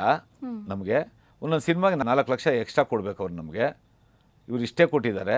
ಹಿಂಗಾಗಿ ಹೆಚ್ಚು ಕಮ್ಮಿ 4 ಕೋಟಿ 5 ಕೋಟಿ ಅವರೇ ಕೊಡಬೇಕು, ಅವ್ರು 1.25 ಕೋಟಿ ಕೊಡಬೇಕು ಅಂತ, 1,85,00,000 ಕೊಡಬೇಕು ಅಂತ ನಮ್ಗೆ ನೋಟಿಸ್ ಕಳಿಸಿದ್ದಾರೆ, ಅವರೇ 5 ಕೋಟಿ ಕೊಡಬೇಕಾಗುತ್ತೆ ಅಂತಂದರು. ನಮ್ಮ ಲಾಯರ್ನ ಕೇಳಿದೆ, ಸರ್ ಅದು ಸಿವಿಲ್ಗೆ ಹಾಕೋಣ, ಸಿವಿಲ್ ಕೋರ್ಟ್ಗೆ ನೀವು ಕೋರ್ಟ್ ಫೀಸ್ ಕಟ್ಟಬೇಕು, ಅದಕ್ಕೊಂದು ಹೆಚ್ಚು ಕಮ್ಮಿ ಅದೆಷ್ಟೋ 2% ಏನೋ ಒಂದು ಲೆಕ್ಕ ಹಾಕಿ ಅದಕ್ಕೊಂದು 6-7 ಲಕ್ಷ ಖರ್ಚಾಗುತ್ತೆ, ಕಟ್ಟಬೇಕು ಅಂದರು. ಆ 6-7 ಲಕ್ಷ ಮತ್ತೆಲ್ಲಿ ತೆಗೆದುಕೊಳ್ಳಿ ನಾನು ಅಂದ್ಬಿಟ್ಟು ನಾನು ಸುಮ್ಮನೆ ಇದ್ದೀನಿ. ಅದು ಹಂಗೆ ಪೆಂಡಿಂಗ್ ಇದೆ ಇನ್ನು ಇವತ್ತವರೆಗೂ. ಬೇಕಾದ್ರೆ ನನಗೆ ಯಾವತ್ತು ದುಡ್ಡು ಬರುತ್ತೋ ಅದು ಕಟ್ಬಿಟ್ಟು ಕೇಸ್ ಮುಂದುವರಿಸ್ತೀನಿ. ಇದು ಹೀಗೆಲ್ಲ ಆಗಿ ನನಗೆ ಹೆಚ್ಚು ಕಡಿಮೆ ಸ್ಟುಡಿಯೋ ಮಾಡಿದ ಮೇಲೆ ಸ್ಟುಡಿಯೋ ಮುಗಿಸೋವರೆಗೂ, ಇನ್ಕ್ಲೂಡಿಂಗ್ ನಮ್ಮ ಯಜಮಾನರು ಇರ್ಬೋದು, ಸಿನಿಮಾಗಳು ಮಾಡಿದ ಮೊದಲು ಆ ಸಂಬಂಧ ಇಲ್ಲ. ಮತ್ತು ಸ್ಟುಡಿಯೋ ಮಾಡಿದ್ಮೇಲೆ 19 ವರ್ಷಕ್ಕೆ ಓವರಾಲ್ ಒಂದು 30 ಕೋಟಿ ಲಾಸ್ ಆಯಿತು. ಸ್ಟುಡಿಯೋಗೆ ಅಂತ ನಾವು ಇನ್ವೆಸ್ಟ್ ಮಾಡಿದ್ದು ಆಲ್ಮೋಸ್ಟ್ 9 ಕೋಟಿ 80 ಲಕ್ಷ 3-4 ಸತಿ ಇದು ಮಾಡಿ ಅಪ್ಗ್ರೇಡ್ ಮಾಡಿ ಅಕೋಸ್ಟಿಕ್ ಮಾಡಿ ಎಲ್ಲನೂ ಲೆಕ್ಕ ಇದೆ. 9 ಕೋಟಿ 80 ಲಕ್ಷದಲ್ಲಿ 5 ಪೈಸೆ ನಾವು ತೊಗೊಳಕ್ಕಾಗಲಿಲ್ಲ, ರಿಟರ್ನ್ ತೊಗೊಳಕ್ಕಾಗಲಿಲ್ಲ. ಬರೋ ದುಡ್ಡು ಅಲ್ಲೇ ಸಂಬಳಗಳು ಕೊಡು, ಕರೆಂಟ್ ಬಿಲ್ ಕಟ್ಟು, ಬ್ಯಾಂಕ್ ಸಾಲಕ್ಕೆ ಬಡ್ಡಿ ಕಟ್ಟು, ಮತ್ತೆ ಹೊಸ ಸಾಲ ಮಾಡು, ಅದಕ್ಕೆ ಬಡ್ಡಿ ಕಟ್ಟು, ಹೊಸ ಸಾಲ ತೀರಿಸು. ಓವರಾಲ್ 9 ಕೋಟಿ 80 ಲಕ್ಷ ರೂಪಾಯಿವರೆಗೂ ಹೋಯಿತು. ಪ್ಲಸ್ ನಾನು ಮಾಡ್ಕೊಂಡಂಥ ತಪ್ಪುಗಳು ಸ್ಟುಡಿಯೋ ಮಾಡಿದ ಮೇಲೆ ಇಲ್ಲಿವರೆಗೂ ಪೀರಿಯಡ್ಗಳಲ್ಲಿ ನನ್ನ ಹತ್ರ ನನಗೆ ಔಟ್ಸ್ಟ್ಯಾಂಡಿಂಗ್ ಉಳಿದಿರೋದು ಎಲ್ಲ ಸೇರಿದ್ರೆ 30 ಕೋಟಿ ನೀರಿನಲ್ಲಿ ಹಾಕ್ದಂಗೆ ಹೊಟ್ಟೋಯ್ತು. ಸ್ಟುಡಿಯೋ ಮಾಡಿದ್ಮೇಲೆ ನನಗೆ ಸ್ವಲ್ಪ ಕೊಲೆಸ್ಟ್ರಾಲ್ ಅಂತ ಹೇಳಿದ್ನಲ್ಲ, ಕೊಬ್ಬು ಜಾಸ್ತಿ. ಸೊ ನಾನು ಮಾಡ್ತಾ ಇದ್ದಂಥ ರಿಯಲ್ ಎಸ್ಟೇಟು ಮತ್ತು ಕನ್ಸ್ಟ್ರಕ್ಷನ್ ಕೆಲಸ ಬಿಟ್ಟುಬಿಟ್ಟೆ. ಇಲ್ಲಿ ಚೆನ್ನಾಗಿ ಆಗ್ತಿತ್ತಲ್ಲ, ಈಗ ತುಂಬ ಚೆನ್ನಾಗಿ ಆಗ್ತಾ ಇದೆ. ಈಗ ಮಾಡಬೇಕು, ಬಂಡವಾಳ ಇಲ್ಲ, ಬಂಡವಾಳ ಬೇಕು ಅಂತ ಅವತ್ತಿನ ದಿನ ರಿಯಲ್ ಎಸ್ಟೇಟು ಬರೀ ಕೆಲವು ಲಕ್ಷಗಳಲ್ಲಿ ಆಗ್ತಿತ್ತು, ಕೋಟಿಗಳು ಬೇಕು ಇವಾಗ. ಮಣಿ ಸಿನಿಮಾಗೆ ನಾನು ಪಬ್ಲಿಸಿಟಿ ಅಂತ ಜಾಸ್ತಿ ಖರ್ಚು ಮಾಡಲಿಲ್ಲ. ಇದ್ದಂಥ ಆತ್ಮೀಯದ ಜರ್ನಲಿಸ್ಟ್ಗಳು ನಿಮಗೆ ವಿಜಯ ಕರ್ನಾಟಕದಲ್ಲಿ ರಿವ್ಯೂನೇ ಬರ್ತಾ ಇರಲಿಲ್ಲ. ಸಿನಿಮಾ ರಿವ್ಯೂ ಬರ್ತಾ ಇದ್ದಿದ್ದು ಒಂದು ಕನ್ನಡಪ್ರಭ ಬರ್ತಿತ್ತು, ಉದಯವಾಣಿ ಬರ್ತಿತ್ತು. ವಿಜಯ ಕರ್ನಾಟಕ ಥರ ಪೇಪರಲ್ಲಿ ಒಂದು ಫುಲ್ ಪೇಜ್ ಆರ್ಟಿಕಲ್ ಬರ್ತಿದ್ರು ಮಣಿರತ್ನಂ ಸಿನಿಮಾಗೆ ಹೋಲಿಸಿ. ಇದೆ ಕಟಿಂಗ್ ಇದೆ ನನ್ನ ಹತ್ರ, ದಾಖಲೆಗಳೆಲ್ಲ ಇರುತ್ತಲ್ಲ. ನಾನು ಬರೀ ಬಾಯಿ ಮಾತಲ್ಲಿ ಇವತ್ತು ಇಂಟರ್ವ್ಯೂ ಅಂದ್ಬಿಟ್ಟು ಮಾತಾಡೋದಲ್ಲ. ಓಪನಿಂಗ್ ಶಾರ್ಟ್ ಎಕ್ಸ್ಪ್ಲೈನ್ ಮಾಡಿ, ಇದು ಯಾವುದೋ ನೀವು ತಮಿಳು ಮಣಿರತ್ನಂ ಸಿನಿಮಾ ಅಂದ್ಕೊಳ್ತಾ ಇದ್ದೀರಾ, ಅಲ್ಲ, ಅಚ್ಚ ಕನ್ನಡದ ಸಿನಿಮಾ, ಅಚ್ಚ ಕನ್ನಡದ ಪ್ರತಿಭೆಗಳ ಸೇರ್ಮೆ ಮಾಡಿರೋ ಸಿನಿಮಾ. ನಿರ್ಮಾಪಕ ಕರಿಸುಬ್ಬು 8 ಪೋರ್ಟ್ಫೋಲಿಯೋ ನ್ಯೂ ಟೆಕ್ನಿಷಿಯನ್ಗೆ ಚಾನ್ಸ್ ಕೊಟ್ಟೆ. 8 ಪೋರ್ಟ್ಫೋಲಿಯೋಗೆ ಡೈರೆಕ್ಟ್ರು, ಡೈಲಾಗ್ ರೈಟರು, ಕ್ಯಾಮ್ರಾಮೆನ್ನು, ಎಲ್ಲರೂ ಹೊಸಬ್ರು, ಹೀರೋನು ಹೊಸಬ್ರು. ಈ ಟೈಮಲ್ಲಿ ಪ್ರೊಡ್ಯೂಸ್ ಮಾಡೋ ಪ್ರೊಡ್ಯೂಸರ್ಗಳು ಇನ್ನೆಷ್ಟು ಯೋಚನೆ ತುಂಬ ಕಷ್ಟ ಇದೆ. ಇವತ್ತಿನ ದಿನ ತುಂಬ ಕಷ್ಟ ಇದೆ. ಇವತ್ತು ನಮಗಾದರೂ ಪ್ರಿಂಟು ಪಬ್ಲಿಸಿಟಿ ಹಾಕಿ ರಿಲೀಸ್ ಮಾಡ್ತಾ ಇದ್ರು ಯಾರಾದರೂ. ಹೌದು ಕಾಂಟ್ಯಾಕ್ಟ್ ಇತ್ತು ಎಲ್ಲ. ಸಿನಿಮಾ ನಾವು ಪ್ರಿಂಟು ಪಬ್ಲಿಸಿಟಿ ಬರಲಿಲ್ಲ, ದುಡ್ಡನ್ನು ಹಾಕಿರೋ ಇನ್ವೆಸ್ಟ್ಮೆಂಟು ಇಂಡಸ್ಟ್ರಿಲಿರೋ ಮನುಷ್ಯ ವಾಪಸ್ ಕೊಡ್ತಾನೆ ಅನ್ನೋ ನಂಬಿಕೆ ಇತ್ತು. ಆ ನಂಬಿಕೆ ಮೇಲೆ ಆಗ್ತಾ ಇತ್ತು. ಇವತ್ತು ಆ ನಂಬಿಕೆ ಎಲ್ಲೂ ಉಳಿದಿಲ್ಲ. ನಮ್ಮ ನಾನೇ ಸಿನಿಮಾ ಮಾಡಿದ್ರು ಮ್ಯಾಕ್ಸಿಮಮ್ ನಾನೇ UFO ಕ್ಯೂಬ್ಗೆ ಕಂಟೆಂಟ್ ಫೀಸ್ ಕೊಟ್ಟು, ನಾನೇ ಪಬ್ಲಿಸಿಟಿ ಹಾಕಿ, ನಾನೇ ಕಾಫಿ ತಿಂಡಿ ಕೊಡಿಸಿ, ನಾನೇ ಸಿನಿಮಾ ರಿಲೀಸ್ ಮಾಡಬೇಕು ಖರ್ಚಿಗೆ. ಇವತ್ತು ಕೆಲವು ಸತಿ ಟೆಕ್ನಾಲಜಿ ಅಂತ ಹೋಗಿ ಟೆಕ್ನಾಲಜಿ ಬಂದಾಗ ನಾವು ಬದಲಾಗಲೇಬೇಕು, ಏನು ಮಾಡೋಕ್ಕಾಗಲ್ಲ. ನಮ್ಮ ಸಿನಿಮಾನ ನಾವೇ ಕೊಂದ್ಕೊಂಡ್ಬಿಟ್ವಿ. ಈಗ UFO ಕ್ಯೂಬ್ ಅಂತ ಒಂದು ಸಿನಿಮಾ ಕಂಟೆಂಟ್ ಬೇಸ್ ಕಂಪ್ನಿಗಳು ಬಂದಿದೆ. ನಾವು ಸಿನಿಮಾ ರಿಲೀಸ್ ಮಾಡ್ತೀವಿ, ಅವ್ರಿಗೆ ದುಡ್ಡು ಕೊಡ್ತೀವಿ, ಸಿನಿಮಾ ಫ್ಲಾಪ್ ಆಗುತ್ತೆ. ಅವತ್ತಿನ ದಿನ ನಾವು 4, 5, 10 ಪ್ರಿಂಟ್ ಹಾಕಿ ರಿಲೀಸ್ ಮಾಡ್ತಾಯಿದ್ವಿ. ಆ ಪ್ರಿಂಟ್ಗಳು ನಮ್ಮ ಹತ್ರ ಇರ್ತಾಯಿತ್ತು. ಆ ಪ್ರಿಂಟಿಗೆ ಯಾರೋ ಜಾತ್ರೆನಲ್ಲಿ ಸಿನಿಮಾ, ಬನಶಂಕರಿ ಜಾತ್ರೆ ಆಗುತ್ತೆ, ಇನ್ಯಾವುದೋ ಜಾತ್ರೆ ಆಗುತ್ತೆ, ಮತ್ತು ಟೆಂಟ್ ಸಿನಿಮಾಗಳು, ಸೆಂಟರ್ಗಳು ಇವೆಲ್ಲ ಇರ್ತಿತ್ತು. ಕೊನೆ ಪಕ್ಷ ಒಂದು 500 ಪಬ್ಲಿಸಿಟಿ ನಾವು ಹಾಕ್ತಾಯಿದ್ವಿ, ನಮ್ಮ ಹತ್ರನೇ ಇರ್ತಾಯಿತ್ತು. ಆ ಪಬ್ಲಿಸಿಟಿಗೆ ಒಂದಷ್ಟು 300, 500 ಕೊಟ್ಬಿಟ್ಟು, ಒಂದಷ್ಟು 1000 ಕೊಟ್ಬಿಟ್ಟು ಏನೋ ಸಣ್ಣ ಪುಟ್ಟ ಕಾಸು ಬರೋದು. ಇವತ್ತು ಆ ಥರ ವ್ಯಾಪಾರನೇ ಇಲ್ಲ ಸಿನಿಮಾ ಇಂಡಸ್ಟ್ರಿಯಲ್ಲಿ. ಆ ರೀತಿ ನನಗೆ ಈಗ ಸ್ಟುಡಿಯೋ ಆದಮೇಲೆ ಈ ವರ್ಷ ಮತ್ತೆ ಮರುಹುಟ್ಟು ಪಡೆಯಬೇಕು. ಈಗ ನಾನು ಸ್ಟುಡಿಯೋ ವೈಂಡ್ ಅಪ್ ಮಾಡಿದ್ದೀನಿ. 2 ಸ್ಟುಡಿಯೋ ಇದೆ, ಹುಡುಗರು ನೋಡ್ಕೊಳ್ತಾ ಇದ್ದಾರೆ, ಕೊಟ್ಬಿಟ್ಟಿದ್ದೀನಿ. ಮಣಿ ಸಿನಿಮಾ ಮಾಡಿದಾಗ ಒಂದು ಮರು ಹುಟ್ಟು, ಹೌದು ರಿಯಲ್ ಎಸ್ಟೇಟ್ ಕೈ ಹಿಡಿತು. ಹೌದು ಈಗ ರಿಯಲ್ ಎಸ್ಟೇಟ್ ಕಡೆ ನಾನಾಗಿ ಮಾಡ್ಕೊಂಡಿದ್ದು ತಪ್ಪು. ಪ್ಯಾರಲಾಗಿ ಒಂದು ಇಟ್ಕೊಂಡಿದ್ದೆ, ನಮ್ಮ ವೈಫ್ ಹೇಳ್ತಾನೆ ಪ್ಯಾರಲಾಗಿ ಏನೋ ಮಾಡಿ ಅಂತ. ಸ್ಟುಡಿಯೋ ನಡೀತಾ ಇದೆ, ತಿಂಗಳ ಒಂದು 5 ಲಕ್ಷ 10 ಲಕ್ಷ ಉಳಿತಾ ಇದೆ, ದಿನ ದುಡ್ಡು ನೋಡ್ತಾ ಇದ್ದೀನಿ, ದಿನ ಒಂದು ಸಿನಿಮಾ ಡೆಲಿವರಿ ಹೋಗುತ್ತೆ, ಒಂದು 10 ಲಕ್ಷ ನನಗೆ ಬರುತ್ತೆ, 10 ಲಕ್ಷದಲ್ಲಿ 5 ಲಕ್ಷ ಖರ್ಚು ಮಾಡಿರ್ತೀನಿ, ಏನೋ ಒಂದು ಲಾಭ ಆಗ್ತಿದೆ, ಏನೋ ಒಂದು ಲಾಭ ಆಗ್ತಾ ಇದೆ ಅಂದ್ಬಿಟ್ಟು ಹೇಗೆ ನಾವು ಅದು ಏನು ಅಂದರೆ ನಾನು ಸ್ಟುಡಿಯೋ ಮಾಡಿದ ಮೇಲೆ ನನಗೆ ಹೆಚ್ಚು ಕಡಿಮೆ 30 ಕೋಟಿ ಖರ್ಚಾಯ್ತೆ ಹೊರತು ಅದನ್ನೇ ಯಾರನ್ನೂ ಯಾವತ್ತೂ ನಾವು ದೂರಬಾರ್ದು. ನಾವೇ ಮಾಡ್ಕೊಂಡಿದ್ದು. ಹೌದು, ನನಗೆ ಯಾರು ಸ್ಟುಡಿಯೋ ಮಾಡು ಅಂತ ಹೇಳಿರಲಿಲ್ಲ, ಹೇಳಿಲ್ಲ. ಸಿನಿಮಾ ಮಾಡು ಅಂತ ನನ್ನ ಮನೆ ಮುಂದೆ ಯಾರು ಸ್ಟ್ರೈಕ್ ಮಾಡಿರಲಿಲ್ಲ. ಹೌದು, ಕರೋನಾ ಬಂದು ಪ್ರಾಬ್ಲಮ್ ಆಯ್ತೆ ಹೊರತು ಸ್ಟುಡಿಯೋ ಮುಚ್ಚೋವರೆಗೂ ನನಗೆ ಕ್ಲೈಂಟ್ಸ್ ಇಲ್ಲ ಅಂತ ನಾನು ಯಾವತ್ತೂ ಬಾಧೆ ಬಿದ್ದು ಮುಚ್ಚಿಲ್ಲ ಅಷ್ಟೇ. ಹೌದು, ಏನು ಅಂತಂದರೆ ಟೆಕ್ನಾಲಜಿ ಚೇಂಜ್ ಆಯಿತು, 3 ವರ್ಷ ಸ್ಟುಡಿಯೋಗಳು ಬಂದಾಗೋಯ್ತು, ಅವ್ರವ್ರ ಮನೆಯಲ್ಲೇ ಮಾಡ್ಕೊಳ್ಳೋಕೆ ಶುರು ಮಾಡಿದ್ರು. ಎಷ್ಟೋ ಜನ ಆರ್ಟಿಸ್ಟ್ಗಳು ಸಣ್ಣದಾಗಿ ಸ್ಟುಡಿಯೋಗಳು ಮಾಡ್ಕೊಂಡಿದ್ದಾರೆ. ಹೌದು. ಸೊ ಹೀಗಾಗಿ ನಾವು ದೊಡ್ಡ ಸ್ತರದಲ್ಲಿ ಮಾಡಿದಂಥ ಸ್ಟುಡಿಯೋಗಳಿಗೆ ಕೆಲಸ ಇಲ್ದಂಗೆ ಕಡಿಮೆ ಆಯಿತು. ಹೌದು. ಸೊ ಆಮೇಲೆ ಇವತ್ತು ಕಾಂಪಿಟೇಷನ್ ಜಗತ್ತು ಜಾಸ್ತಿ ಆಗಿ ಇವಾಗ ನಾನು ನೀನು ಇಬ್ಬರು ಕೂತಿದ್ದೀವಲ್ಲ, ಇದರಲ್ಲಿ ಅರ್ಧ ಜಾಗದಲ್ಲಿ ಡಬ್ಬಿಂಗ್ ಸ್ಟುಡಿಯೋ ಇದೆ. ಹೌದು, ಇವತ್ತು ನೀನು ನೋಡಿರ್ತೀಯ ಅಲ್ವಾ? ಹೌದು. ಸೊ ನಂದು ಮಿನಿಮಮ್ ಒಂದು ಸ್ಟುಡಿಯೋನೇ ಮಿನಿಮಮ್ 800 ಸ್ಕ್ವೇರ್ ಫೀಟ್ ಇತ್ತು. 800 ಸ್ಕ್ವೇರ್ ಫೀಟಲ್ಲಿ ಇವತ್ತು ಮಿನಿಮಮ್ ಆಗಿ ದೊಡ್ಡ ಸ್ಟುಡಿಯೋನೇ 4 ಸ್ಟುಡಿಯೋ ಮಾಡಿರ್ತಾರೆ. ಹೌದು. 5-6 ಸ್ಟುಡಿಯೋನೂ ಮಾಡಿರೋದು ನಾನು ನೋಡಿದ್ದೀನಿ. ಕೈ ಹೀಗಿಟ್ಟರೆ ಇಷ್ಟು ಅಗಲ ಗೋಡೆ ತಗಲುತ್ತೆ ಅಂತ ಸ್ಟುಡಿಯೋಲ್ಲಿ ನಾನು ಡಬ್ ಮಾಡಿದ್ದು. ಇವಾಗ ನಾನು ಯಾವುದೇ ಪಿಕ್ಚರ್ ನಾನು ಆ್ಯಕ್ಟ್ ಮಾಡಿದ್ರೆ ದಯವಿಟ್ಟು ನನಗೆ ಬೇರೆ ಕಡೆಗೆ ಆಗಲ್ಲ, ನಾನು ನನ್ನ ಸ್ಟುಡಿಯೋಗೆ ಬನ್ನಿ ಮಾಡ್ತೀನಿ ಅಂತೀನಿ. ಇವತ್ತು ಅದೇ ಥರ ಸ್ಪೇಷಿಯಸ್ ಆಗಿದೆ, ಫೀಲ್ ಮಾಡ್ಕೊಂಡು ಡಬ್ ಮಾಡ್ಬೋದು. ಇದು ಮಣಿ ಸಿನಿಮಾ ಆದಮೇಲೆ ಆದಂಥ ರಿಫ್ಲೆಕ್ಷನ್ನು ಮತ್ತು ಸ್ಟುಡಿಯೋ ಮತ್ತು ಆ 1 ವರ್ಷ 9 ತಿಂಗಳು ನಾನು ರಿಯಲ್ ಎಸ್ಟೇಟಿಗೆ ಏನು ಮಾಡಿ ನಾನು ಅರ್ನ್ ಮಾಡಿದ್ನಲ್ಲ, ಆ ಪ್ರಾಪರ್ಟಿಗಳು ಇವತ್ತಿಗೂ ನನ್ನ ಕೈ ಹಿಡಿತಾ ಇದೆ. ಆ ಪ್ರಾಪರ್ಟಿನಲ್ಲಿ ಒಂದಷ್ಟು ಬಾಡಿಗೆ ಬರುತ್ತೆ, ಆ ಪ್ರಾಪರ್ಟಿಗಳನ್ನ ಏನೋ ರೊಟೇಷನ್ ಮಾಡ್ತೀನಿ. ಒಂದಷ್ಟು ಫಾರ್ಮ್ ಹೌಸ್ ಮಾಡಿದ್ದೀನಿ, ಒಂದು ಸೈಟ್ ಮಾರ್ಬಿಟ್ಟು ಆ ಫಾರ್ಮ್ ಹೌಸ್ನ ಈಗ ಹೋಮ್ ಸ್ಟೇ ಕನ್ವರ್ಟ್ ಮಾಡ್ತಾ ಇದ್ದೀನಿ. ಇನ್ನೊಂದು 1 ತಿಂಗಳು 2 ತಿಂಗಳು ಭಾಳ ಅದ್ಭುತವಾಗಿ ಬಂದಿದೆ, ನಿಮ್ಮನ್ನೆಲ್ಲ ಕರೀತೀನಿ. ಆ ಹೋಮ್ ಸ್ಟೇ ಬಂದಾಗ ಮತ್ತೆ ಅಗೇನ್ ನನ್ನ ಲೈಫ್ ಚೇಂಜ್ ಆಗುತ್ತೆ. ಇದ್ರ ಜೊತೆಗೆ ಇನ್ನೊಂದು 2-3 ವ್ಯಾಪಾರ ಮಾಡಬೇಕು ಅಂದ್ಕೊಂಡಿದ್ದೀನಿ. ಹೀಗೆ ಎಲ್ಲ ಒಳ್ಳೆಯದೇ ಆಗ್ತಿರಲಿ ಸರ್ ನಿಮಗೆ. ಖಂಡಿತ ಅಮ್ಮ. ನಿಮ್ಮ ಎಕ್ಸ್ಪೀರಿಯನ್ಸ್ನ ನಮ್ಮ ಜೊತೆ ಶೇರ್ ಮಾಡಿದ್ದಕ್ಕೆ, ಇಷ್ಟೊತ್ತು ಪೇಷನ್ಸಿಂದ ಕೂತ್ಕೊಂಡು ಮಾತಾಡೋದಕ್ಕೆ ತುಂಬ ಧನ್ಯವಾದಗಳು sir. Thank you so much. So ವೀಕ್ಷಕರೇ, ನೋಡಿದ್ರಲ್ಲ, ನಮ್ಮ ಕರಿಸುಬ್ಬು ಅವರ ಮಣಿ ಸಿನಿಮಾ ಹಾಗೂ ಅವರ ಸ್ಟುಡಿಯೋ ಬಗ್ಗೆ ಸಾಕಷ್ಟು ವಿಚಾರಗಳನ್ನ ತಿಳ್ಕೊಂಡ್ವಿ. ನಾನಂತೂ ಈ ಸಂಚಿಕೆನ ತುಂಬಾ ಎಂಜಾಯ್ ಮಾಡಿದೆ, ನೀವು ಕೂಡ ಎಂಜಾಯ್ ಮಾಡಿದ್ರಿ ಅಂತ ಅನ್ಕೊತೀನಿ. ಹಾಗಾದರೆ ನಿಮ್ಮ ಬಿಟ್ಟು ಮುಂದಿನ ಸಂಚಿಕೆಯಲ್ಲಿ. ಅಲ್ಲಿವರೆಗೂ ಸಣ್ಣ ಉದಯ ಕಾಮಿಡಿ ನೋಡ್ತಾ ಇರಿ, ನಗ್ತಾ ಇರಿ. ಸ್ಪಾಟ್ಲೈಟ್.